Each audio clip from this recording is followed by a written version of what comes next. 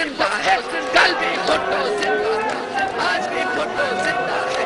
اسلامی دنیا کی پہلی خاتون وزیر اعظم محترمہ بے نظیر بھٹو 21 جون 1953 کو سندھ کے مشہور سیاسی بھٹو خاندان میں پیدا ہوئیں۔ ابتدائی تعلیم کراچی سے جبکہ اعلیٰ تعلیم ہارورڈ یونیورسٹی امریکہ اور آکسفورڈ یونیورسٹی انگلینڈ سے حاصل کی۔ اسلامی دنیا کے اہم رہنما ذوالفقار علی بھٹو کی بیٹی ہونے کے ساتھ ساتھ وہ ان کی سیاسی وارث بھی ثابت ہوئیں۔ ان پر سیاسی ذمہ داریوں کا بوجھ اس وقت پڑا جب ذوالفقار علی بھٹو کو سابق ڈکٹیٹر ضیاء الحق کی ایما پر تختہ دار پر لٹکا دیا گیا۔ آغاز میں جب بے نظیر بھٹو نے سیاسی ذمہ داریاں سنبھالیں تو اس وقت ضیاء الحق کی ڈکٹیٹرشپ عروج پر تھی۔ سیاسی کارکنوں کو گرفتار کر کے سرِ عام کوڑوں کی سزائیں دی جا رہی تھیں۔ عامر نے میڈیا پر پابندیاں عائد کر رکھی تھی، لیکن محترمہ نے اپنی کمال بصیرت اور دانشمندی سے نہ صرف پیپلز پارٹی کی قیادت سنبھالی بلکہ عوام کو آمریت سے نجات دلانے کے لیے انتھک محنت اور جدوجہد کی۔ انہیں 18 ماہ تک نظر بند اور قید بھی رکھا گیا۔ 1984 میں جیل سے رہائی کے بعد انہوں نے 2 سال تک برطانیہ میں جلا وطنی کی زندگی گزاری۔ اسی دوران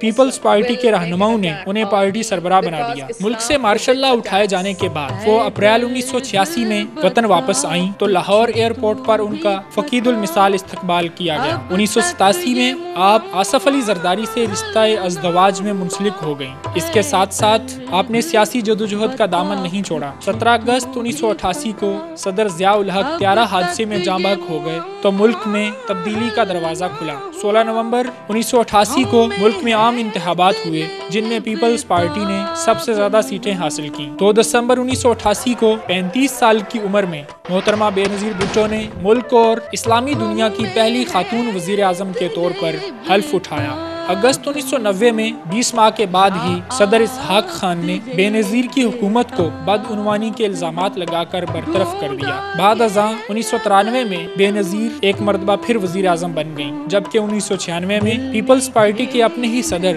فاروق احمد خان لغاری نے بد امنی اور بدعنوانی کے الزامات لگاتے ہوئے بے نظیر کی حکومت کو برطرف کر دیا۔ دنیا کے مختلف ممالک میں آپ اور آپ کے خاوند آصف علی زرداری پر مالی بدعنوانی کے بیشتر مقدمات بنائے گئے۔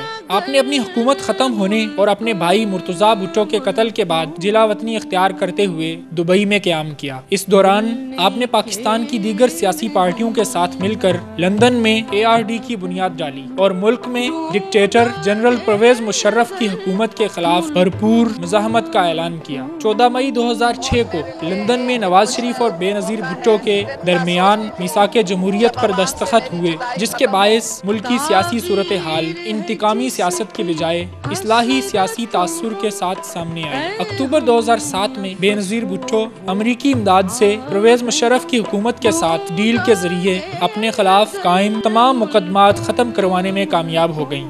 تقریباً 8.5 سال کی جلا وطنی ختم کر کے بے نظیر بھٹو 18 اکتوبر 2007 کو وطن واپس آئیں تو کراچی ایئرپورٹ پر ان کا شاندار استقبال کیا گیا۔ بے نظیر کا کارواں شارع فیصل پر مزار قائد کی طرف بڑھ رہا تھا کہ کارساز کے مقام پر اچانک زوردار دھماکے ہوئے جن میں 160 افراد شہید جبکہ سینکڑوں زخمی ہو گئے۔ یہ سانحہ بھی محترمہ کو عوامی رابطے کی مہم سے باز نہ رکھ سکا اور آپ نے انتخابی جلسوں سے خطابات کا سلسلہ جاری رکھا۔ 27 دسمبر 2007 کو جب بے نظیر بھٹو راولپنڈی کے لیاقت باغ میں عوامی جلسے سے خطاب کے بعد اپنی گاڑی میں سوار ہوئیں تو کارکنوں کے نعروں کا جواب دینے کے لیے گاڑی کی چھت سے باہر نکلیں کہ دہشت گردی کے واقعہ کا شکار ہو گئیں اور جام شہادت نوش کر لیا۔ اس کے فوری بعد گاڑی کے قریب ایک شخص نے دھماکے سے خود کو اڑا دیا جس کے نتیجے میں 29 افراد جاں بحق ہو گئے اور بڑی تعداد میں زخمی بھی ہوئے۔ 28 دسمبر 2007 کو مشرق سے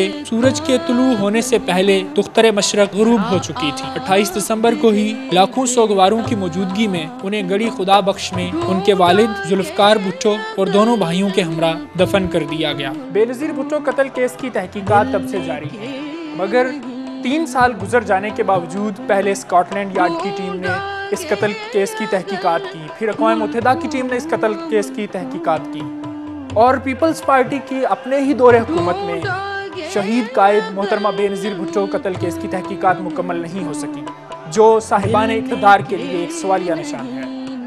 کیمرہ مین انیس خواجہ اور اسماعیل مرزا کے ساتھ عمر ہاشمی، چینل 5 اسلام آباد۔